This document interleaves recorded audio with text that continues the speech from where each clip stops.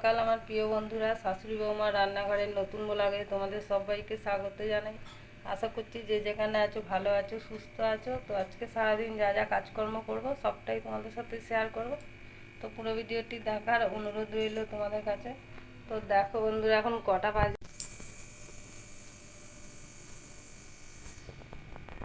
তো দেখতেই পেলে এখন বাজে 4:30। তো পুরো সব কাজ হয়ে গেছে, আমাদের চান করেও চলে এসেছি। আজ বৌমা পুজো করছে। তো বাইরে এখনও পরিষ্কার হয়নি, দেখো কত অন্ধকার। তো চান হয়ে গেছে, সব জামা কাপড় মেলাও হয়ে গেছে। তো বৌমা এদিকে পুজো করছে আর আমি দেখো আজকে ঠাকুরকে কি ফুল দিয়েছি। গেছিলাম বাইরে, দুটো শিউলি ফুল তুলে এনেছি, তাই একটুখানি ঠাকুরকে দিয়ে দিলাম। ওই গাছটা কাটাগর হয়েছে। তো চলো, ভরভর পুজোও হয়ে যাচ্ছে, তারপরে আমি দেখো কি করছি।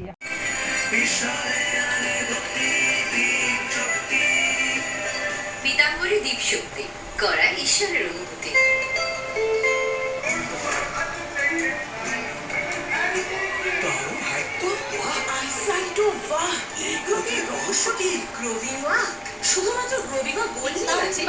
চা বসিয়েছি, এখানে লিকার চা হচ্ছে। আমি লিকার চাটা ছেঁকে নেবো আর বৌমার জন্য দুধ চা করে দেবো। আর চা খাবো আর টিভিতে মহালয়া দেখবো। তো চলো বন্ধুরা, আমরা তো মহালয়া দেখবো, তো তোমরাও দেখো। তো শুভ মহালয়ার শুভেচ্ছা রইল তোমাদের কাছে।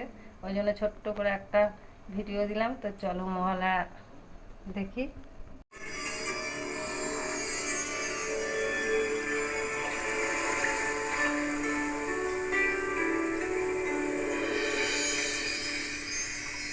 দেবী যোগমায়ার কাছে ইচ্ছা মৃত্যুর বর পেয়ে দুই অসুর মধু এবং কৈঠব 3 লোক জুড়ে তাদের অত্যাচার চালাচ্ছে।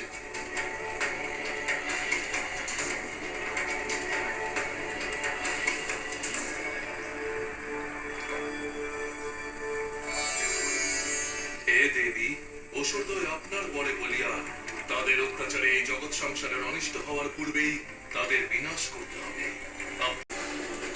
তো তোমরাও মহালয়া দেখো, আমরাও দেখছি। তো চলো, এখানেই ছোট্ট করে ব্লগটা শেষ করলাম।